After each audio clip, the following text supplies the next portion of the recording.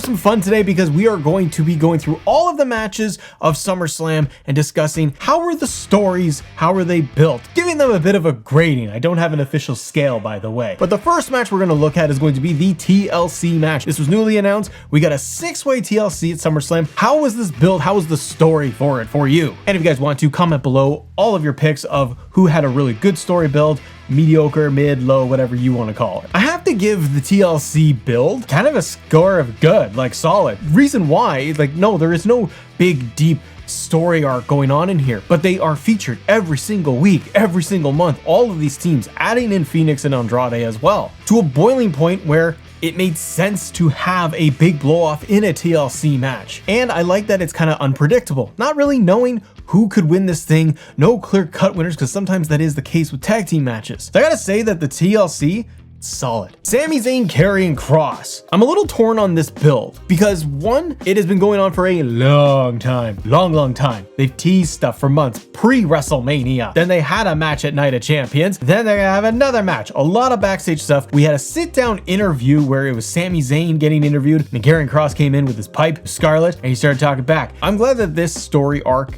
has been getting TV time. It would be nice to have Karrion Kross in matches on TV all the time, like on Raw. I do think it would have helped a little bit more. They've had a story here that they have been running for months, even while Sami may have been doing other things. I think the fact that these two guys have been able to build what is now going to be 2 matches, a very long program, mostly just based off of backstage interactions. It's got me interested to see how it plays out. Will Kross get Sami Zayn to say that Kross was right? If Sami loses, or even if he wins, does his character change at all from dealing with Karrion Kross? So this gives a pass for me. Again, I don't have a big rating scale. That's ridiculous. It's whether we like it or not. What I'd like you guys to do is, if you can, hit that subscribe button. See, cheap plug. Helps us get to 50,000K because we're on that path this year. Tag team match. Roman Reigns, Jay Uso, Mr. Yeet himself going up against the Braun brothers. You got the Tsunami Man, the Dog Barker. And the Tsunami Man, now his new finishing move is stealing shoes. He stole Roman's shoes, ladies and gentlemen. It's ridiculous. I'm all into this match. Do I wish I had Roman Reigns around a little bit more to help build out, flush out a story? Yes, but it does all make sense because Roman got taken out night after WrestleMania on Raw by Braun Breaker. You need to get his revenge. He's teaming up with Jay, who has been dealing with these guys for a long time as well. I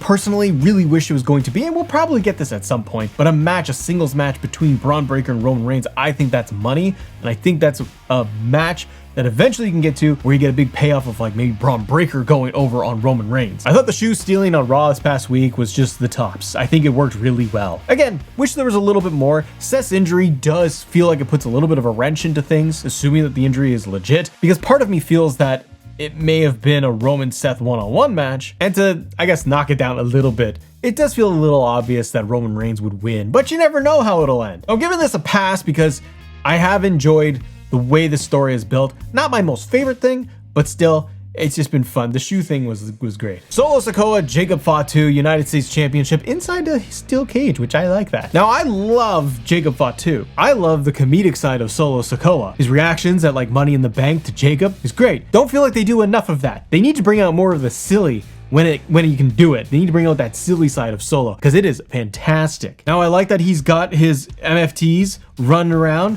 shouting things and pushing people around week after week. He's got his little crew there. That's a lot of fun. Does it feel inevitable, almost a foregone conclusion that Jacob just gets the US title back from Solo? Maybe, but you know what? They've kept this thing hot on TV every single week. You did switch it up by having Solo win the US title off Jacob Fatu. Tala Tonga made his debut. You give it promo time, they give it TV time. There's a lot of brawls. You got Solo, who last week, from when I'm recording this, he did get the spike in on Jacob Fatu, so Solo and his crew look strong, and it warrants a steel cage match in my opinion. So yeah, I'm gonna say that this was like a average to good. It's not terrible by any means. Terrible is like a whole different category for me. Is it gonna blow me out of the water of like a must-see match? Nah, not really, because I feel like it's just more of like a mid-tier. It's the US title. Mid-tier match, but steel cage does make it interesting. Lyra Valkyria, Becky Lynch. This to me has been great, but I'm talking great from almost the inception to now, not the movie Inception, but dealing with this feud. You got the element of Bayley, the really awesome matches in ring between Becky and Lyra, the triple threat we got. I love the finish to that with Becky Lynch. This feud overall, Lyra Becky, has delivered for me. I don't even feel like this is necessarily the blow off, because I still feel like Bayley is a huge X factor out there. She's not involved in the match,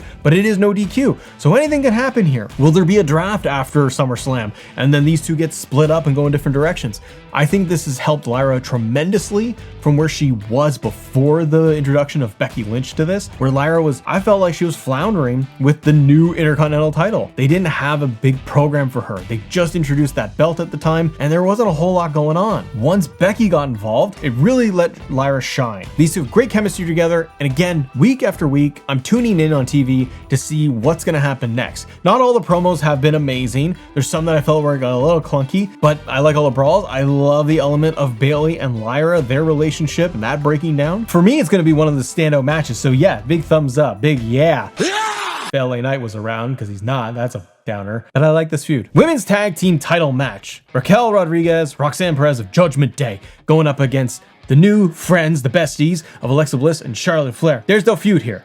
So it's less to do with the two teams going for the tag team titles, and I feel like it's just more of Bliss and Flair finally coming together. They got a tag team title shot, but the two teams haven't really been building this big feud together. It's more of they're on each other's own shows and they're gonna see who's gonna win the belts. So the story itself, I've got to give it like a low. It's on the low list here of like, it's fine, it's acceptable, because it's not really the story. The titles are not really the story. These two teams feuding is not really the story, if you get me, because it's really about Bliss and Charlotte the whole time of can they coexist and their relationship changing, making Charlotte Flair into a real babyface, which is great to see and it's refreshing. And then on the other side, you have Judgment Day. You have Raquel trying to trust Roxanne getting it all in there into the middle and just deep end with Judgment Day. But on great matches. I like the match they had at Evolution. So it culminates here. So I am going to say that this whole feud, if you want to call it that, this whole story arc for the tag team titles, it's kind of meh. But the dynamics of everybody, big thumbs up. Dominic Mysterio, AJ Styles. Ladies and gentlemen, this is a big thumbs up for Matt here, because at first, it's one of those things where it's like, you gotta let it play out, and this is one of them, because week after week, Dom and AJ, it's gotten better. Really enjoyed it from the very beginning when they seemed like they were gonna have a match at Night of Champions, but that got pushed off because Dom apparently was really injured. Wasn't loving it, because at that point, so early on, even if they had the match at Night of Champions, I would have thought, this is a Raw match, because they weren't really doing anything unique with this. It was like AJ getting a win, Dom getting in his face, and that was kind of it. It really didn't have any depth to it. I like that they went in more of a comedic route with this. It lets AJ shine to be silly and funny. Dom is hilarious. I love Dom with the doctor's note. Getting involved with Adam Pearce, those interactions, some of my favorite things. And it's good to have a balance of your big serious top end stories with something that's a little bit lighter that you can just kind of chew on and enjoy every single week. This is one of my standouts. I'm excited for this match, and I have liked that every single week. It's gotten a little bit funnier and funnier all the time. You got to sit back and just enjoy it sometimes. So big thumbs up for me, big yeah, because I do like this. Yeah! All right, an interesting match. The Celebrity Tag Team Turmoil match. They should really do this as a tornado tag. That would be a lot more interesting. But you have Randy Orton, Jelly Roll, RK Roll against Logan Paul, and maybe Drew McIntyre. We don't know. He seems to be stranded. Maybe it's going to be The Miz. Not 100% sure yet. Now, I don't always love celebrity matches. I don't. I feel like a lot of the times, even this to a degree, it's shoehorned in there. Sometimes it can be okay. It can be digestible. Would I rather personally have Randy Orton and Drew McIntyre doing a big program, singles program with each other or something else? Absolutely. Something they could build for months, but they didn't do that. So with this, I think that they've all done the best that they can with it. To me, it's like an average. It's like a sure. It's a yeah. It's been fine. Jelly Roll in his role has done, I think, a good job. There's no big story here, but they gave him good promo time against Logan Paul, and that went well. I love the Claymore Drew did to Jelly Roll. That was hilarious. Randy Orton just having this random relationship with Jelly Roll, and he's like, yeah, let's team up. I love Jelly Roll. It's so random, and I'm like, fine, let's just have this thing. Now the question mark of Drew McIntyre even being able to show up is interesting. So it's been fine. It's just that celebrity entertainment match. You just kind of sit back and go, all right, there, let's see this being done. Logan Paul or / Drew is gonna eat some choke slam or whatever from Jelly Roll, and there's going to be an RKO in there,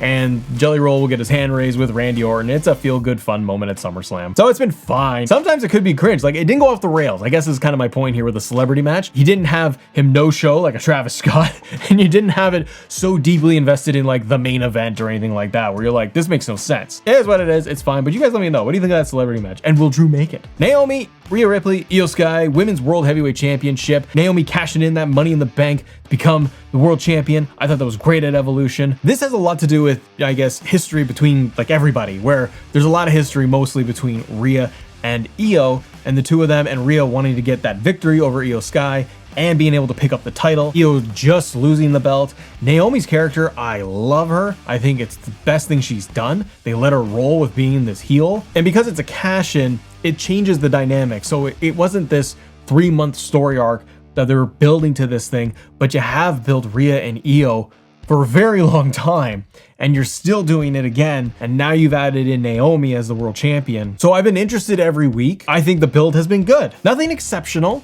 I would like to see Rhea a little bit more of on the, I don't know, shaky side in terms like desperation, in terms of wanting to get the title back at any cost. And Io is a little tricky, I find, because generally she comes out very happy-go-lucky, Io Sky. And that's fine, and she gets a little serious from time to time, but after losing the belt, she did kind of come out on Raw, I remember, and she was still like just pointing at herself and all happy and slapping hands with the crowd. I'm like, you just lost the title from a cash-in. You should be a little bit more bummed out here. So I would like to see from those two a little bit more the character side and like why they feel like they really want to go after Naomi. So it is like a good feud for the three of them. There's a lot of moving parts in there. Tiffany Stratton and Jade Cargill. This one I'm putting down on the list. This is very low for me. Not very excited, not loving this build. Felt it's very basic baseline. There's no real heat for me. I don't know about you, but for me, I'm just like, they haven't done much to get me to get invested in all of it. It really feels like it's Jade getting the rocket slapped to her,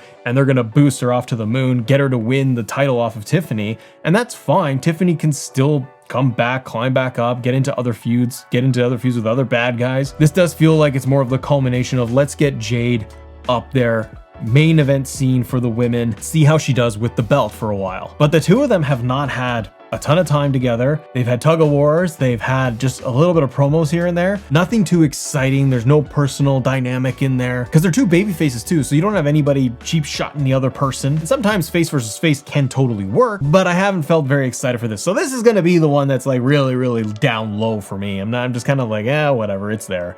Curious what they do after SummerSlam. Next up, the World Heavyweight Championship match, Gunther versus CM Punk. Now, I like Punk. I like Gunther. I haven't loved this. Maybe it's the short window of a build, how they got there by just Punk winning the gauntlet match, which was great, but feeling like I was kind of hoping for maybe more out of it. I don't know what it is. It's not that the two don't have chemistry or it's clashing or anything. It just feels very, I guess, safe is the word I'll use, because it's just been 3 weeks of promos. Aside from Punk winning a gauntlet match, these two have just done the face-to-face stuff about best in the world and I'm gonna beat you, you're not on my level. And the intensity has been there like in Punk's last promo, but I would have loved to see more. Gunther cheap-shotting Punk backstage. More aggression from Gunther out of this. Does Punk doubt himself at all that he can get it done? His last promo Raw was about how he needs to win the World Heavyweight Championship, and that's great. It kind of sold it. I think it's just going to come down to this is going to be a great match in the ring, and let's kind of see what's going to happen here, because maybe Seth's going to cash in, you never know. I really like to know what you guys think of this build for Gunther Punk. Has it been hindered by a short-term turnaround where it's just a couple of weeks to build like one of your main events? Has it been enough time and you're really enjoying it? I gotta give this like kind of an average, like just a middle of the road build. Nothing overly exciting, especially for a SummerSlam world title match. But that's just me. Maybe you feel differently. And then we got John Cena versus Cody flippin' Rhodes for the WWE Undisputed Championship. Will John Cena lose the belt? Will Cody Rhodes regain it? Will there be a double turn? A lot of question marks for in the match itself that I can't wait to see how it all unfolds. How has the build been? It's tricky to say that this is just in a vacuum of 3 to 5 weeks, right? Because really this story is going back to Elimination Chamber till now. But I kind of want to just look at how has it been from King of the Ring, Cody winning that, to now. There's one more SmackDown from when I'm filming this, and I'm sure there's going to be a confrontation of a war of words between the two, maybe an attitude adjustment. Really curious about John Cena's demeanor and all of this. Cody came out as the aggressor big time during the contract signing, and Cena was backpedaling a lot, playing the cowardly heel role, which was interesting. It was a different choice than what they've done before. Does this main event excite you? The main event of night 2 of SummerSlam. Does it got you on the edge of your seat? Are you excited? Are you curious about how it's going to end? Has the build for it done a lot for you? It's a lot of questions I have for you guys, because I'm just kind of torn on it. I'm like, yeah, I'm excited for it. I'm mostly just excited for the finish to see how it ends. But week to week, it hasn't gotten me glued to my seat, needing to know what Cody's gonna say or Cena's gonna say. Again, I think the highlight of this period of their story was that contract signing and the beatdown. And I get it. We don't have Cena every single week. And when we do, he's not gonna be in matches on TV, like in a tag team against Cody or something like that. So they work with what they got. Maybe it's just being a little bit fatigue of the promos, that between these two guys, since Chamber to WrestleMania, it's promos back and forth against each other. So I wonder if it gets difficult for anything new to come up of like, okay, how do we position this any differently? I guess the difference we've seen now for going into SummerSlam is Cody's whole MO of I'm not gonna flinch, that he is being aggressive. And I like that because it's not a pushover babyface. I don't like that. I like when the babyfaces are like strong, where they just want to be a pure good guy and never do anything dastardly, even though the bad guy might beat him up every single week. Like, stand up for yourself. Come on, man. So I gotta say that trying to look at it just from King of the Ring to now, I think it's been good, but nothing that stood out where I'm just feeling like this is awesome for a main event, can't wait. Mostly just curious for the finish. What about you? How has the build for SummerSlam been for you? All of the stories, rank them, rate them, all that good stuff, but do me the biggest favor and just hit subscribe and hit that like button. Thanks so much for watching today's video. Enjoy SummerSlam. It's gonna be fun no matter what. Have a great day. See ya.